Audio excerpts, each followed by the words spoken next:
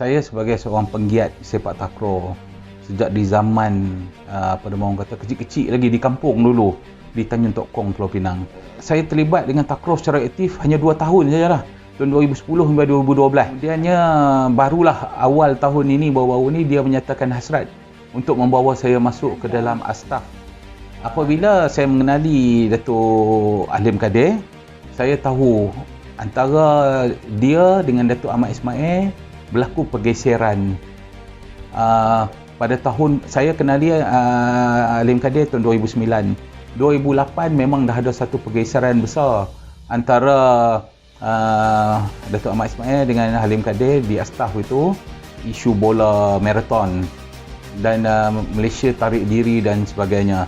Kemudian saya tak tahu tentang dia menandatangani perjanjian, aku janji apa semua, kita pun tak tahu pada ketika itu. Sehinggalah pada awal tahun ini apabila ada pemilihan astaf,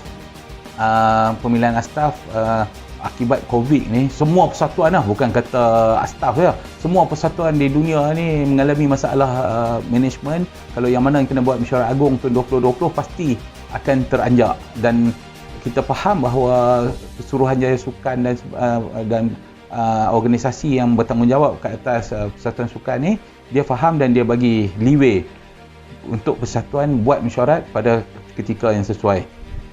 Saya dipahamkan bahawa Datuk Ahmad Ismail ni mempunyai cita-cita yang tinggi. Dia mungkin dah tak dapat bersabar kerana umur dia dah 65. Dia nak bersabar mana lagi?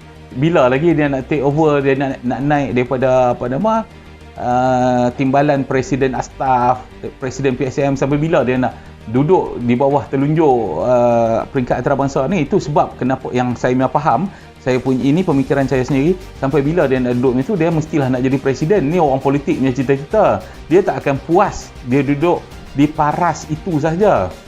Namun dalam masa yang sama, Datuk Abdul Halim Kadir mempunyai politik sukan antarabangsa yang cukup profesional. Dia membuka ruang kepada siapa-siapa yang nak bertanding, ikutlah prosedur yang telah ditetapkan. Sudah semestinya Datuk Ahmad Ismail tidak dijemput di dalam beberapa mesyuarat dalaman lah. Itu biasalah. Kalau mesyuarat eksekutif komiti akan dijemput. Tapi kalau mesyuarat takat biro, mesyuarat takkan dia nak dijemput. Mesyuarat pengurusan takkan dia nak dijemput. Walaupun dia timbalan presiden. Sebab timbalan presiden pun saya dipahamkan ada 3 orang. Di astaf ni, timbalan ada 3. Kalau tak salah saya ada 8 orang naik presiden. Satu organisasi yang cukup besar. Dalam masa yang sama, Datuk Halim Kadir sedang merancang strategi untuk membawa sepak takraw menjadi sukan Olimpik. Justru dia mesti menampakkan bahawa takraw ni kuat dan demokrasi subur di dalam sukan takraw ni. Tetapi Datuk Ahmad sedar bahawa dia hanya mungkin ada sokongan 1-2 yang secara verbal saja. Maka dia pada 24 Februari saya dipahamkan dia telah menulis surat kepada IOC dan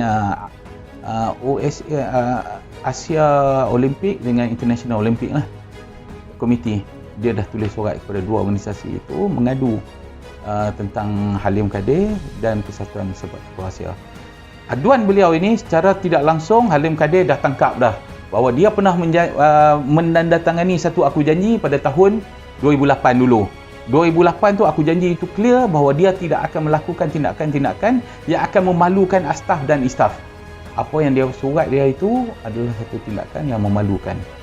Apa yang berlaku pula, sepak takraw PSM ditarik sama dalam kemelut ini kerana dia masih lagi Presiden Sepak Takraw Malaysia. Surat pada tahun 2008 tu dia tanda tangani peribadi individu dia sebagai Ahmad Ismail dan Persatuan Sepak Takraw Malaysia. Malah dalam surat dia kepada 24 Februari kepada IOC itu pun dia menyatakan bahawa dia adalah Presiden Persatuan Sepak Takraw Malaysia, walaupun dia ditandatangan di bawah itu dia sebagai timbalan Presiden Astaf. So dalam surat itu dengan jelas dia atas 2 kapasiti itu dia tulis surat tersebut.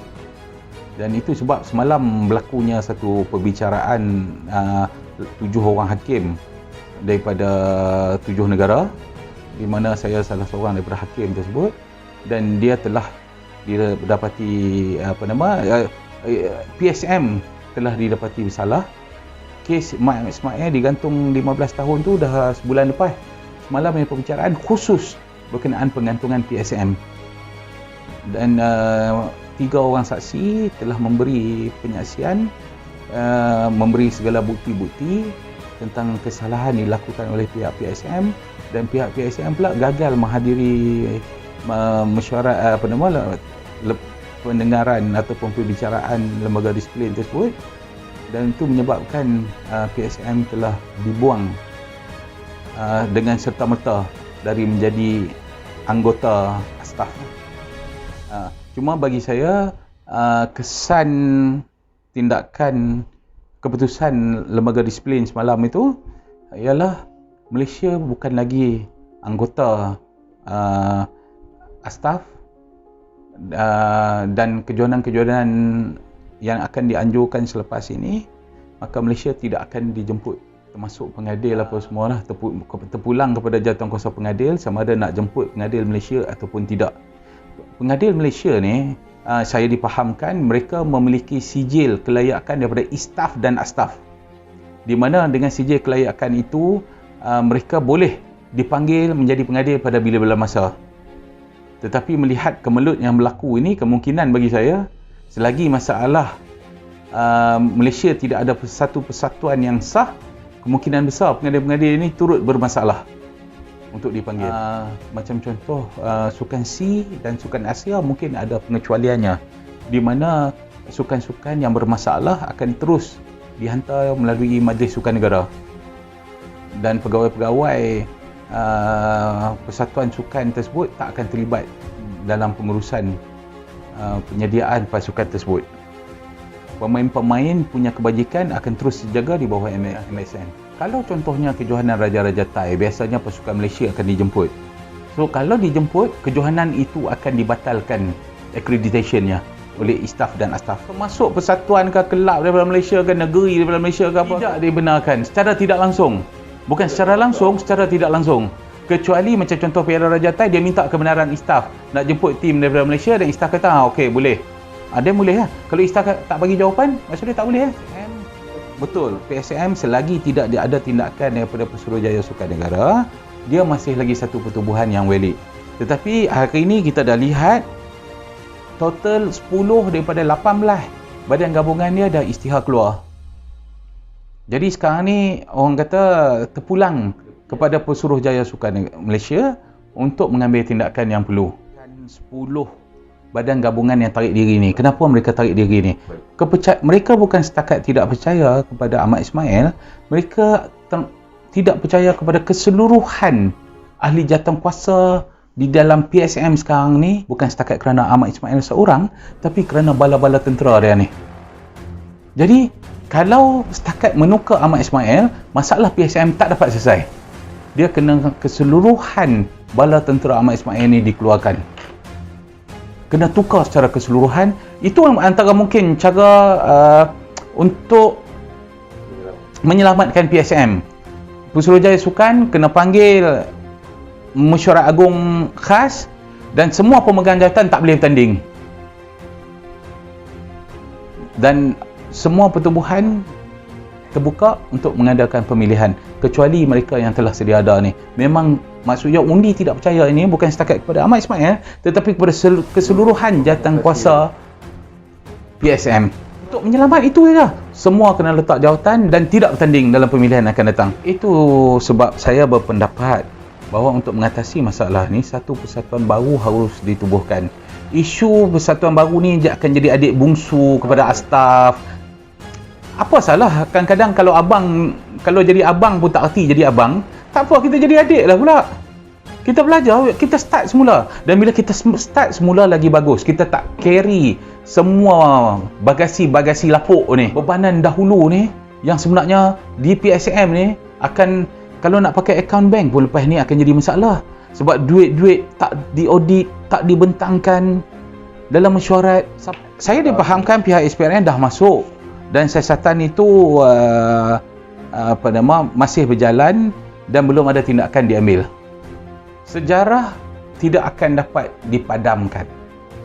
Persatuan Sepak Takraw Malaysia tetap akan berada dalam sejarah astaf dan istaf. Kelakuan presidennya yang kurang wajar dan bersikap kurang ajar di peringkat antarabangsa menyebabkan PSM telah dibuang dari Persatuan Sepak Takraw Antarabangsa ni. Itu sejarah akan tercatat di situ. Dan persekutuan sepak takraw baru yang akan dibuat nanti, yang akan dianggotai oleh majoriti pecinta dan mereka yang mempunyai pasukan takraw tersendiri ini, akan mencipta satu sejarah baru tanpa bebanan silam. Saya menaruh harapan yang tinggi kepada Persatuan Sepak Takraw Malaysia yang baru ni, yang akan ditubuhkan ni, agar menumpukan kepada latihan akar umbi, melahirkan generasi pemain sepak takraw baru yang mampu menjadi johan di peringkat negara, Asia dan juga dunia. Koordinasi antara Kementerian Pendidikan, antara Persatuan Sepak Takraw, antara guru, antara ibu bapa, dan yang kelima, yang paling penting, pemain itu sendiri. Itulah yang berlaku di Thailand. Apabila ibu bapa dia serah anak dia, nak buat apa, buatlah. Kemudian kerajaan, Kementerian Pendidikan pula support dia. Dari segi ni, dia jadi anak kerajaan ke? Ini adalah masa depan negara. Di Malaysia pun ada macam tu dah. Cuma kita tak ada koordinasi. Itu yang sayangnya. Kita kena ada juga pakar-pakar di universiti yang mengkaji secara saintifik kaedah latihan, kaedah skill yang terbaik untuk pemain. Saya menaruh harapan yang tinggi kepada Persatuan Sepak Takraw Malaysia yang baru ni, agar dapat merangka satu sistem kejohanan yang lebih baik, supaya dalam tempoh 10 tahun kita dapat melahirkan pemain-pemain profesional sepak takraw dalam negara. Kalau setakat hari ini yang kita dah lihat, pemain kita masih lagi peringkat amatur. Paling tinggi pun semi-profesional. Semi-profesional maksud dia tak ada kerja, tapi bila ada orang panggil takraw, dibayar dan dia masuk. Tetapi ini tak akan membantu perkembangan takraw. Untuk memastikan perkembangan takraw di Malaysia terus bergerak, Malaysia mampu menjadi johan kejohanan-kejohanan utama dunia, Malaysia mesti mempunyai liga profesional dia sendiri. Untuk membuat satu liga profesional, perancangan yang teliti perlu dibuat oleh pihak pengurusan takraw. Dan melalui persatuan baru ni, saya yakin menjelang tahun 2030 lah, kita jangan taruh harapan tinggi sangat dah, kurang-kurang 10 tahun lah, 2030 kita mampu ada liga kita sendiri, dan setiap kali kejohanan kita mesti masuk perlawanan akhir. Itu paling kurang sasaran kita. Saya harap sangatlah supaya profesional di dalam memastikan pasukan Malaysia ini mampu untuk mencapai kejayaan di peringkat antarabangsa.